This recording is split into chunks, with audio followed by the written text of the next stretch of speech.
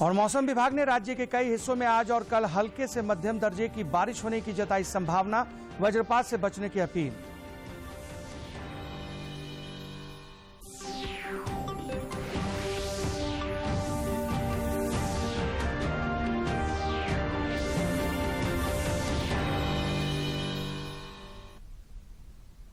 नमस्कार, खबरें झारखंड में आपका स्वागत है। इस वक्त की तमाम अहम और ताजा तरीन खबरों के साथ हाजिर हूं मैं राहुल शर्मा।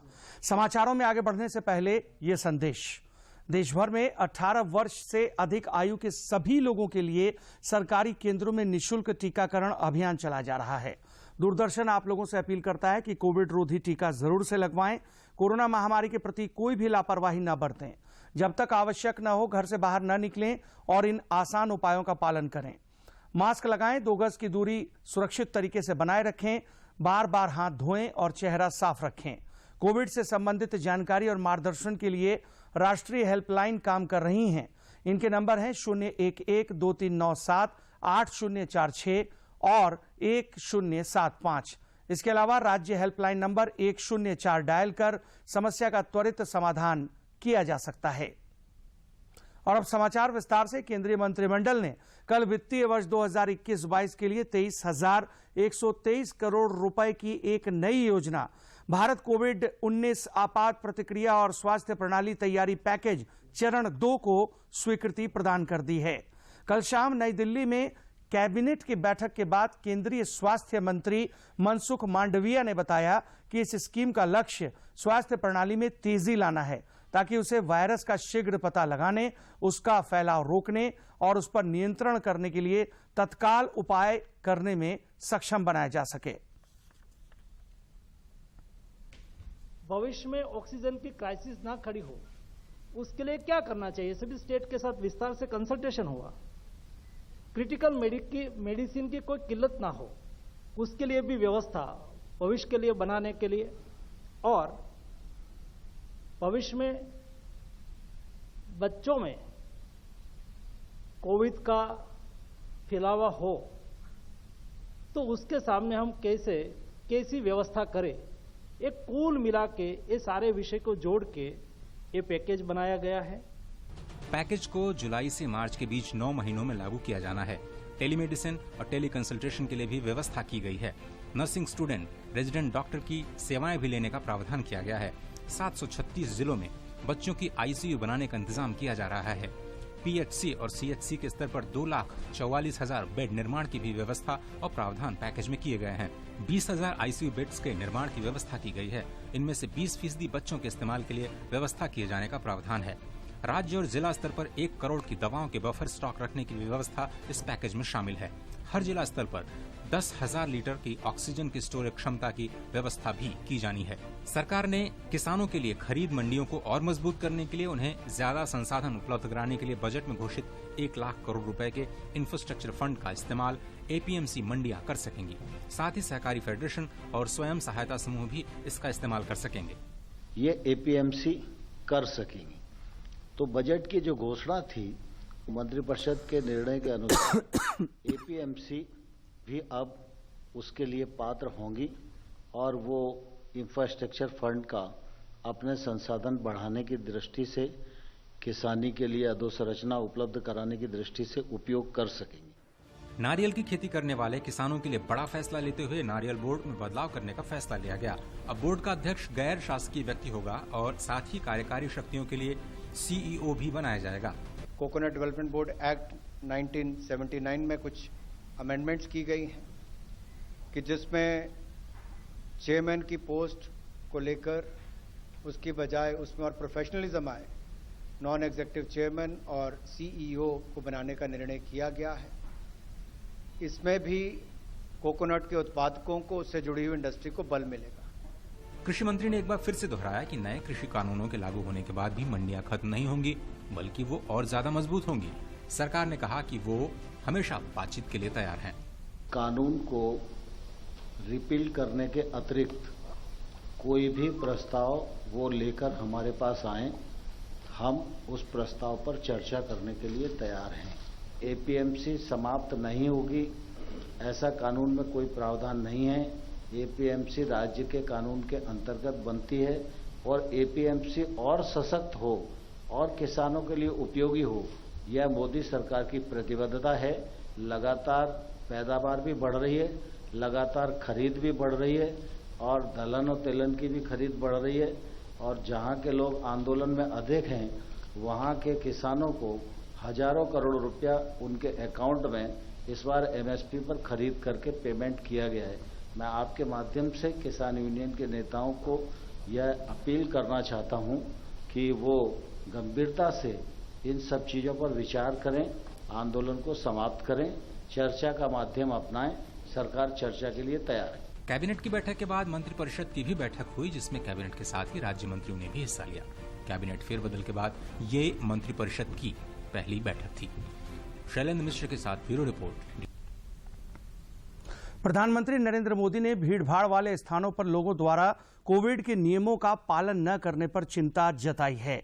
केंद्रीय मंत्रिमंडल की बैठक में श्री मोदी ने कहा कि पिछले कुछ दिनों से भीड़भाड़ वाले स्थानों पर बिना मास्क और सुरक्षित दूरी के घूम रहे लोगों की तस्वीरें और वीडियो सामने आ रहे हैं। उन्होंने कहा कि यह सुखद दृश्य नहीं है और इससे भय का माहौल पैदा हो रहा है। फोटो और वीडियो पर चिंता जताई है।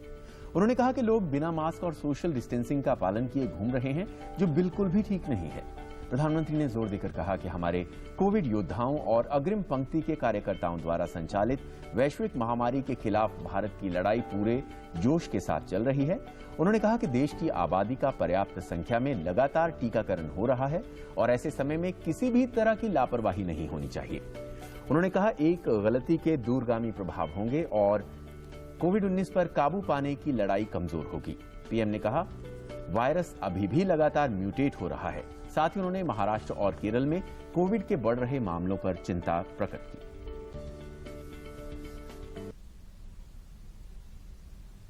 कोविड के खिलाफ जारी जंग में देश को लगातार कई सफलताएं मिल रही हैं। पिछले 24 घंटों के दौरान कोविड-19 के 43,393 नए मरीज मिले हैं। दर्ज किए गए लगातार 11 दिन से 50,000 से कम दैनिक मामले आ रहे हैं। ये केंद्र, राज्यों और केंद्र शासित प्रदेशों के मिले जुले और सतत प्रयासों का नतीजा है। देश में सक्रिय मामलों की संख्या 4,60,704 दर्ज की गई है, जो अब देश के कुल पॉजिटिव मामलों का 1.50% रह गया है। वहीं साप्ताहिक पॉजिटिविटी दर में भी लगातार गिरावट दर्ज की गई है। इस समय साप्ताहिक पॉजिटिविटी दर 2.37% है, जबकि दैनिक पॉजिटिविटी दर 2.42% रही। दैनिक पॉजिटिविटी दर लगातार 17 दिनों में 3% से नीचे और 1 महीने से 5% से नीचे। इधर झारखंड में पिछले 24 घंटों के दौरान कोरोना के 55 नए संक्रमित मरीज मिले हैं। वहीं 110 लोग स्वस्थ हुए हैं। राज्य में सक्रिय मरीजों की संख्या अब घटकर 476 पर पहुंच गई है और संक्रमितों के स्वस्थ होने की दर 98.38% हो गई है। पिछले 24 घंटे में राज्य भर में 47,347 कोविड नमूनों की जांच की गई। वहीं राज्य के 12 जिलों में कोरोना के एक भी नए मामले सामने नहीं आए हैं और 4 जिले चतरा, गढ़वा, पाकुड़ और लोहरदगा कोरोना से मुक्त हो चुके हैं। देश में अब तक 36,89,91,000 से अधिक कोविड रोधी टीके लगाए जा चुके हैं। केंद्रीय स्वास्थ्य मंत्रालय के अनुसार देश में पिछले 24 घंटे के दौरान 40,23,000 से अधिक लोगों को कोविड के टीके लगाए गए। राष्ट्रव्यापी टीकाकरण अभियान के तहत देश में अब तक 36,85,76,352 कोविड टीके लगाए गए हैं। वहीं 18 से 44 आयु वर्ग के 17,93,000 से अधिक लाभार्थियों ने गुरुवार को कोविड-19 वैक्सीन की पहली खुराक ली। भारत कोविड-19 के खिलाफ लड़ाई को मजबूत करने के लिए दुनिया का सबसे बड़ा टीकाकरण अभियान चला रहा है। टीकाकरण अभियान के 174वें दिन शाम 7 बजे तक 36,08,000 से अधिक कोविड टीके लगाए गए। वहीं 18 से 44 आयु वर्ग के टीकाकरण अभियान में भी तेजी आई। 18 से 44 वर्ष आयु समूह के लोगों को अब तक 11 करोड़ 15 लाख से ज्यादा खुराक दी गई है। सिमडेगा जिले में कोरोना से सुरक्षा के मद्देनजर वैक्सीनेशन को लेकर जागरूकता की लहर अब गांवों तक पहुंच रही है। वैक्सीनेशन को लेकर फैली अफवाहें अब बेअसर साबित हो रही हैं। बारिश के मौसम में खेतीबाड़ी के काम में व्यस्त होने के बावजूद किसान टीकाकरण को प्राथमिकता दे रहे हैं।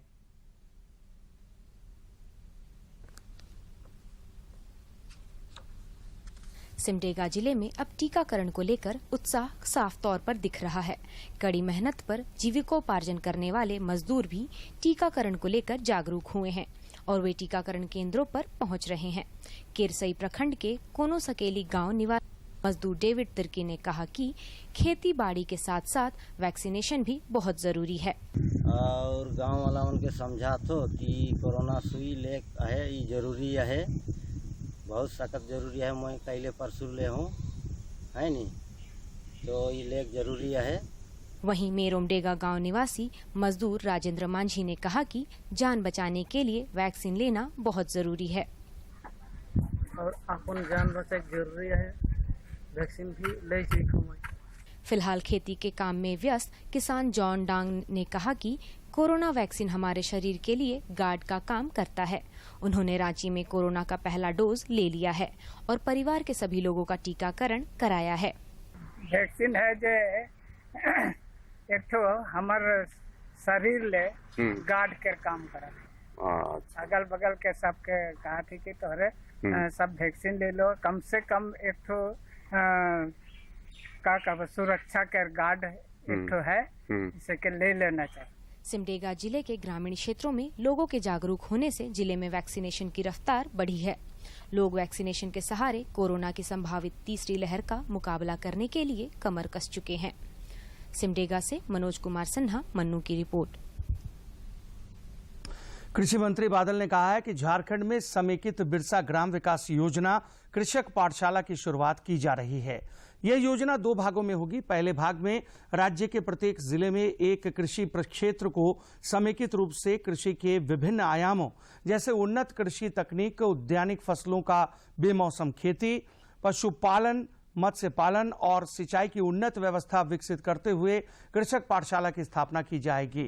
कृषक पाठशाला में स्थानीय कृषकों की क्षमता विकास करते हुए उन्हें कृषि क्षेत्र, पशुपालन क्षेत्र, मत्स्य पालन और सूकर पालन इत्यादि में दक्ष बनाते हुए रोजगारोन्मुख एवं उनके आय में बढ़ोतरी का प्रयास किया जाएगा। साथ ही साथ वैसे स्थानीय नागरिक जो कृषि कार्य से नहीं जुड़े हुए हैं उन्हें कृषक पाठशाला में भ्रमण कराकर कृषि क्षेत्र में हो रही नई विकसित तकनीक से अवगत कराया जाएगा, जिससे क्षेत्र के आंतरिक संसाधनों के विकास में मदद मिलेगी। इधर देश का अग्रणी बैंक एसबीआई कोरोना की मार झेल रहे किसानों और व्यापारियों का सहारा बनेगा। एसबीआई ने इसके लिए कई नई पेशकश की है। विश्वव्यापी कोरोना संक्रमण की वजह से एक ओर जहां किसानों की तैयार फसल खेतों में ही बर्बाद हो गई, वहीं लंबे अरसे तक व्यवसायियों की दुकानें नहीं खुली और इन सभी को लाखों का नुकसान सहना पड़ा। लिहाजा इनके लिए बैंक से लिए गए ऋण की किस्तें भरना भी मुमकिन नहीं हो पा रहा है। एसबीआई ने अपने ऐसे ग्राहकों को सहूलियतें देने का भरोसा जताया है। एसबीआई झारखंड बिहार परिमंडल के मुख्य महाप्रबंधक ने कहा है कि ऋण खाते को एनपीए नहीं होने दिया जाएगा। कि आप किसी को भी अगर कोरोना की वजह से अगर उसका अकाउंट खराब हुआ तो उसमें डेट दी हुई कि इस डेट तक अकाउंट बिल्कुल ठीक होना चाहिए, उसके बाद ये दिक्कत हुई जब से कोरोना है।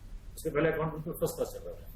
उन अकाउंट्स को बैंक आरबीआई ने हमें छूट दी है कि हम उसको रिसिप्टिंग कर सकें, चाहे वो होम लोन है, चाहे वो कार लोन है, चाहे वो एजुकेशन लोन है, चाहे वो बिजनेस का लोन है। एसबीआई अपने योनो बैंक ग्रुप के जरिए न सिर्फ बैंकिंग लेन देन को आसान बनाएगा बल्कि किसानों को केसीसी, मंडी का भाव, फसल बीमा समेत कृषि संबंधी सुझाव भी मुहैया कराएगा।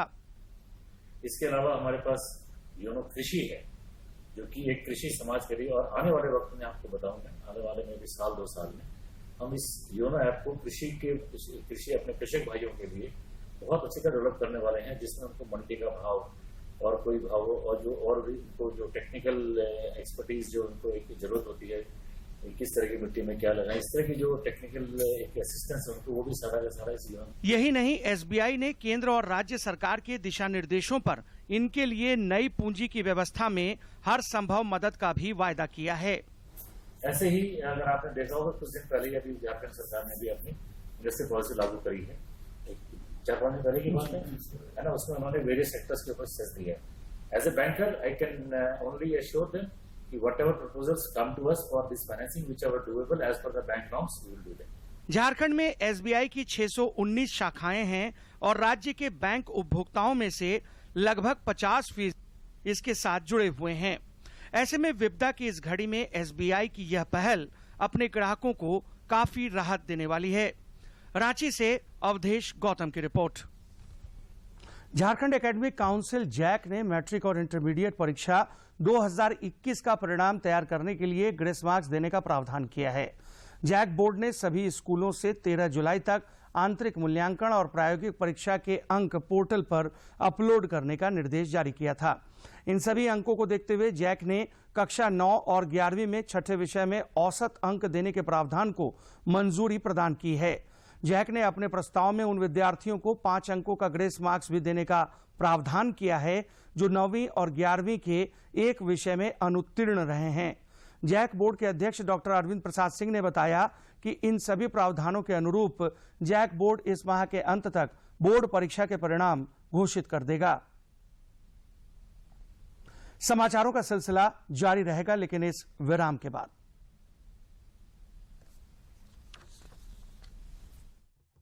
आज जो माहौल है, 4 बातें खासकर इसमें ध्यान देने की जरूरत है।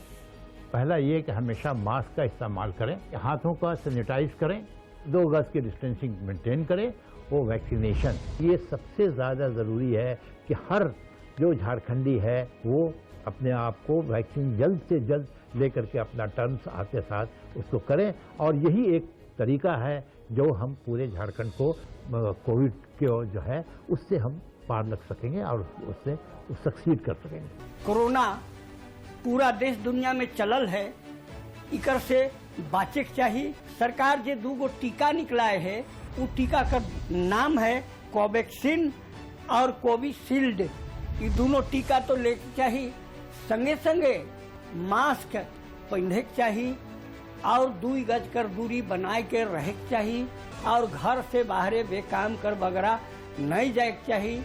यही हमार रोनी से निवेदन है। विराम के बाद एक बार फिर से आपका स्वागत है। बढ़ते हैं खबरों की तरफ।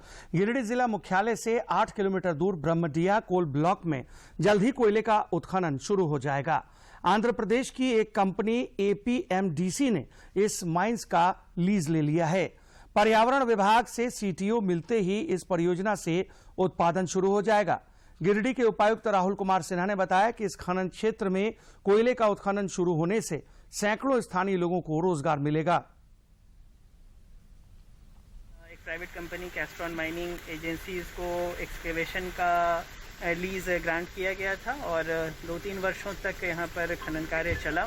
खनन प्रक्रियाओं का उचित अनुपालन एजेंसी के द्वारा नहीं किया गया, अतः माननीय उच्चतम न्यायालय के आदेश के आलोक में लीज कैंसिल किया गया था और उसके बाद से 15 वर्षों तक यहाँ पे कोई खनन कार्य नहीं हो रहा है। वर्तमान में आंध्र प्रदेश राज्य सरकार की स्थानीय एजेंसी है, उन्हें यह कोल ब्लॉक अलॉट किया गया है। एडमिनिस्ट्रेशन के साथ APMDC ट्रांसफर लीज को एग्जीक्यूट करेगी और उसके बाद विधिवत यहाँ पर माइनिंग ऑपरेशन शुरू कर दिए जाएंगे। पश्चिमी सिंहभूम जिले के चाईबासा में प्रतिबंधित अवैध गुटखा और पान मसाला बेचने वालों के खिलाफ कल छापेमारी अभियान चलाया गया। चाईबासा के अनुमंडल पदाधिकारी शशिन्द्र कुमार बड़ाइक और SDPO दिलीप खलको द्वारा शहर के बीच स्थित मंगला हाट में छापेमारी की गई। इस दौरान प्रतिबंधित गुटखा और पान मसाला नहीं बेचने के लिए दुकानदारों को चेतावनी दी गई। अनुमंडल पदाधिकारी शशिन्द्र कुमार बड़ाइक ने कहा कि प्रतिबंधित गुटखा और पान मसाला के खिलाफ जिला प्रशासन का अभियान आगे भी जारी रहेगा।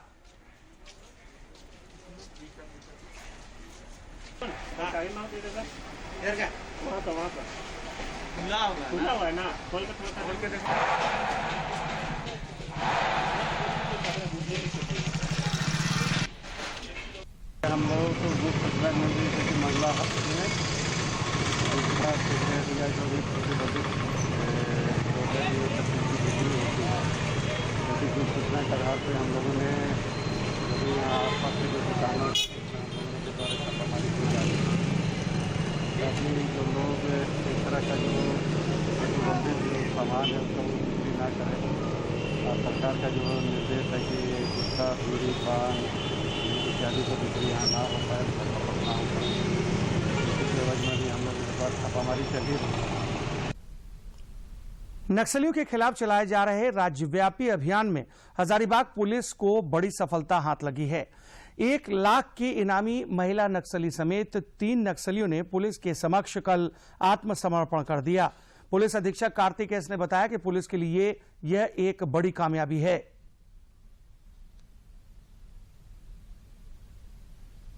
राज्य में सरकार की ओर से बच्चों को रेडियो के माध्यम से कई शैक्षणिक कार्यक्रमों की जानकारी देने की कोशिश की जा रही है। इस कार्यक्रम को ज्यादा से ज्यादा छात्र छात्राओं तक पहुंचाने के लिए देवघर के इनर व्हील क्लब की महिलाओं ने एक सराहनीय पहल की है। देवघर के सत्संग नगर स्थित संत मैरी गर्ल्स स्कूल में कल inner wheel club of Deoghar की महिलाओं ने छात्राओं के बीच रेडियो का वितरण किया।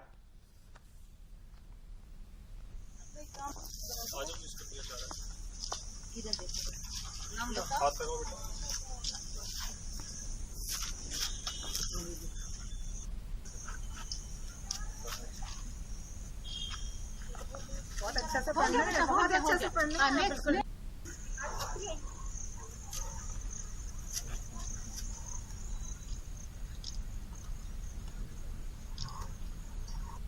देखिए, जैसा कि विदित होगा कि हम अभी कोविड महामारी से जूझ रहे हैं और इसी बीच सारे शैक्षणिक संस्थान है उनको बंद रखा गया है, तो बच्चों की एजुकेशन जो है बहुत ज़्यादा प्रभावित हो रही है। इसी क्रम में माननीय मुख्यमंत्री द्वारा हाल ही में रेडियो एजुकेशन की पहल की गई है, तो उसी के क्रम में ये सेंट मैरी स्कूल जो है वहाँ पे इनर व्हील क्लब की बहुत ही अच्छी पहल है कि इन्होंने बच्चों को रेडियो वगैरह उपलब्ध कराया है। राज्य सरकार गरीब छात्रों को शिक्षित करने के लिए तरह तरह के अभिनव प्रयोग कर रही है। तो पहले तो ऑनलाइन कक्षाएं DG7 के माध्यम से उपलब्ध कराई जाती थी, लेकिन बहुत सारे बच्चों के पास स्मार्टफोन्स या डेटा अवेलेबिलिटी नहीं होने के केस में एक विकल्प के रूप में रेडियो का जो है चयन राज्य सरकार ने किया है, ताकि दूर दराज के ग्रामीण क्षेत्र जहाँ पे मोबाइल का टावर नहीं है या बच्चों के पास मोबाइल नहीं है, तो उस कंपैरिजन रेडियो चीप है और लगभग गाँव में सब घर में अवेलेबल है। केंद्रीय रक्षा राज्य मंत्री अजय भट्ट ने आज पदभार ग्रहण करने के बाद नेशनल वॉर मेमोरियल जाकर शहीद जवानों को श्रद्धांजलि दी। मंत्री इस वक्त हम सीधे तस्वीरें देख रहे हैं कि अमर जवान ज्योति वॉर मेमोरियल पर इस वक्त श्रद्धांजलि देने पहुंचे हैं।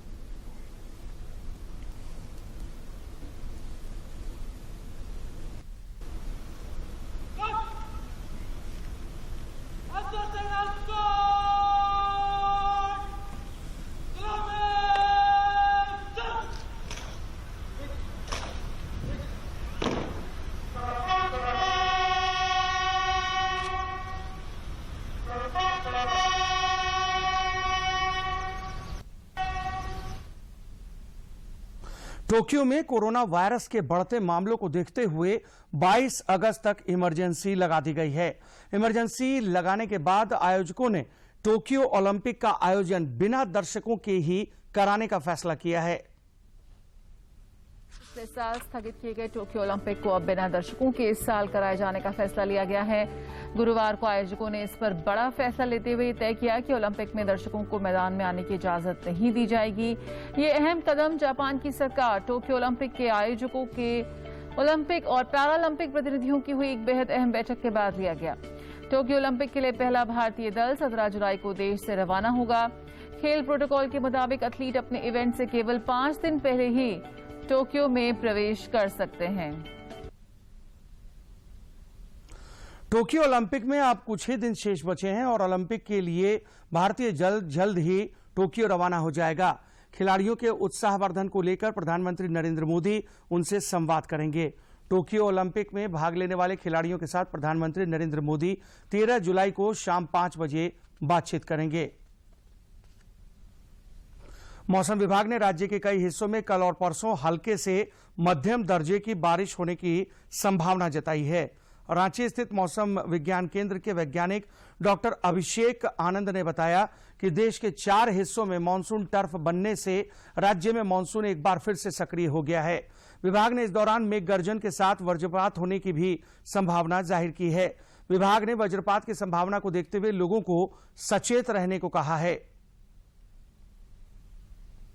झारखंड उच्च न्यायालय में आज रांची में रथ यात्रा निकाले जाने की अनुमति की मांग को लेकर दायर जनहित याचिका पर सुनवाई हुई।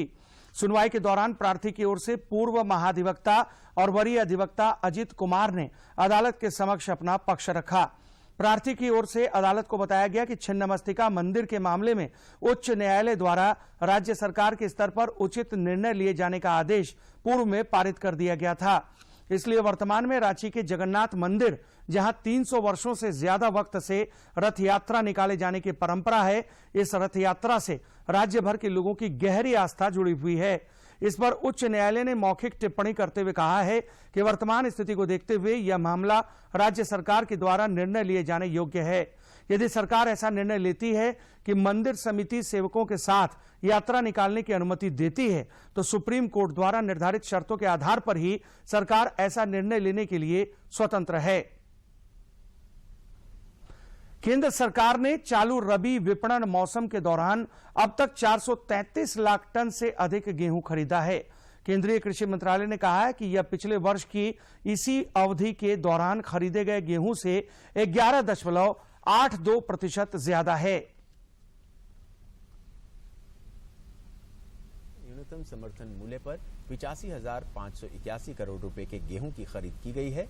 सरकार ने अपनी नोडल एजेंसी के माध्यम से मूंग, उड़द, तूर, चना, मसूर, मूंगफली, सूरजमुखी बीज, सरसों बीज और सोयाबीन की 9,84,000 टन से भी अधिक की खरीदारी की है।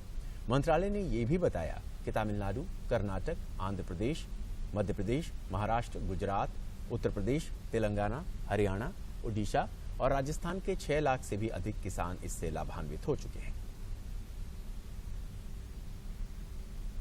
वैश्विक महामारी कोरोना के लिए इस वर्ष भी अमरनाथ यात्रा पर प्रतिबंध लगा दिया गया है। हालांकि श्रद्धालु दूरदर्शन के माध्यम से सीधे पवित्र गुफा से बाबा बर्फानी की दुर्लभ आरती का आनंद घर बैठे उठा सकते हैं।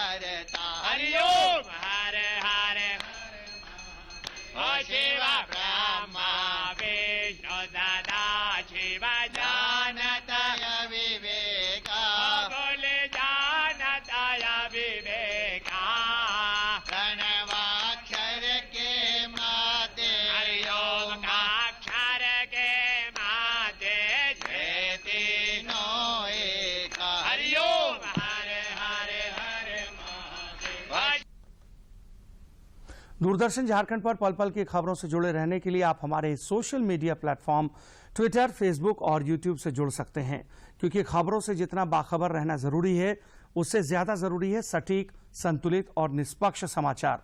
हमारा ट्विटर हैंडल और फेसबुक पेज है डीडी न्यूज झारखंड। आप हमें YouTube channel Jharkhand DD news पर भी देख और सुन सकते हैं।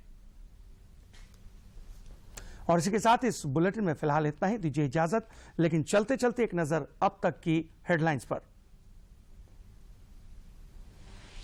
प्रधानमंत्री नरेंद्र मोदी की अध्यक्षता में कल हुई केंद्रीय कैबिनेट की बैठक में लिए गए कई महत्वपूर्ण निर्णय। कोरोना से निपटने के लिए 23,000 करोड़ रुपए से अधिक के स्वास्थ्य पैकेज को मंजूरी। कोरोना के खिलाफ जंग में देश को लगातार मिल रही है कई सफलताएं। राज्य में पिछले 24 घंटे के दौरान 55 नए मरीज मिले। सक्रिय मरीजों की संख्या घटकर हुई 476। झारखंड में समेकित बिरसा ग्राम विकास योजना कृषक पाठशाला की होगी शुरुआत। किसानों को दी जाएगी उन्नत कृषि की जानकारी।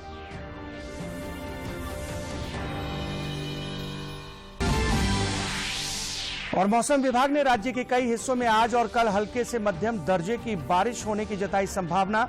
वज्रपात से बचने की अपील।